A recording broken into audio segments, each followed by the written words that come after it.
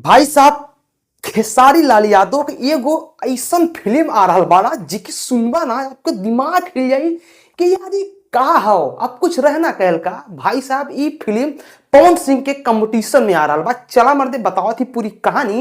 एक पहले अगर आप लोग हमारे यूट्यूब चैनल पे नया हुआ तो यार चैनल के सब्सक्राइब करा। चला पूरी कहानी विस्तार से बता देती ला। आइए देखते हैं, मजा आएगा। भाई साहब, ट्रेंडिंग स्टार खेसारी लाल यादव के एगो फिल्म आ रहा बा खेसारी लाल के जीवनी के ऊपर। जैसे कि आप लोग जानते हो कि पावर स्टार पवन सिंह के भी एगो फिल्म आ रहा बा पावर स्टार के जीवनी के ऊपर बा। वैसे डीजे खेसारी नामक फिल्म आ रहा बा खेसारी लाल का।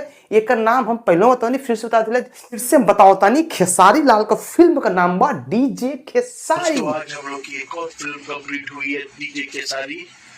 भाई साहब, अब आप लोग कहा कि ये खेसारी भैया ये सब का है, मतलब डीजे खेसारी जैसन कैसन फिल्म बा। भाई साहब, इससे कौनो फर्क ना पड़े वाला बा कि फिल्म का नाम का बा, बस सिर्फ फिल्म का काम बढ़िया रहे चाहिए। भाई साहब, जैसे कि आप लोग जानते हो कि खेसारी लाल पवन सिंह में कितना बड़ा टकरार चलेला हर एक तरीका से, लेकिन हर महीने में पावर स्टार पवन सिंह कहीं आगे हो जालन, कहीं खेसारी लाल या आगे हो जालन। लेकिन अब की कहानी ही बा भाई साहब कि पावर स्टार पवन सिंह के पावर स्टार मूवी का टीजर रिलीज होते ही एक दिन रात में वीडियो बना के पेश करें पराग पाटिल, जिसका नाम बा, जो उनकी निर्देशक भी हुए, डायरेक्टर प्रोड्यूसर भी हुए। अब भाई साहब, वो खेसारी लाल यादव के स्टूडियो से ही एगो वीडियो क्लिप वायरल करें। वो खुद बताने कि देखिए हम लोगों ने एक फिल्म का आज शूटिंग कंप्लीट कर दिया है, जिस फिल्म का नाम है डीजे खेसारी।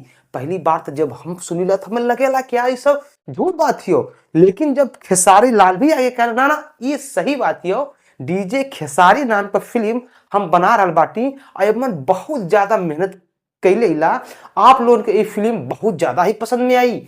वैसे तो भैया हर फिल्मिया में आप लोग मेहनत करेला, लेकिन जहां मेहनत करे के तहां करवे ना करता। अभी आप पर डांस मूवी आई ला लिए, इतनी बड़ी ब्लॉकबस्टर मूवी, इतनी बड़ी सिनेमा, जेके साला देख के सब लोगों को हुलिया टाइट हो गई। पूरे भोजपुरी इंडस्ट्री के एगो विश्वास बढ़ गया लाल की भाई साहब भोजपुरी इंडस्ट्री में एगो बहुत ही बड़े बड़े बड़े लेवल का फिल्म आ रहा बा, लेकिन प्रमोशन ना भयल, अच्छा खासा एक इवेंट ना भयल, ओकरे वजह से पिट गई।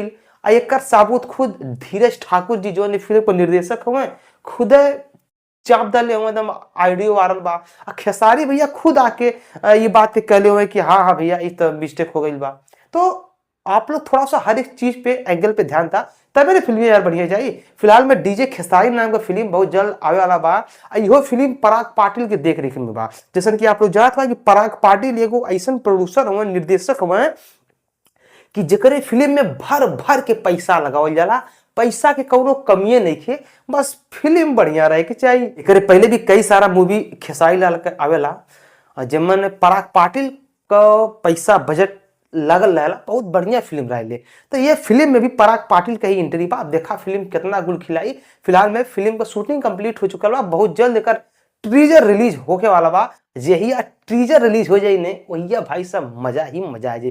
फिलहाल में आप लोग का बा फिल्म के लेके नीचे कमेंट करा। अगर आप लोग हमारे यूट्यूब चैनल पे नए आवा यार चैनल के सब्सक्राइब करा, वीडियो को लाइक करा। हम मिलते अगले वीडियो में, तब तक के नमस्कार, बाय प्रणाम, हर हर महादेव, जय श्री राम।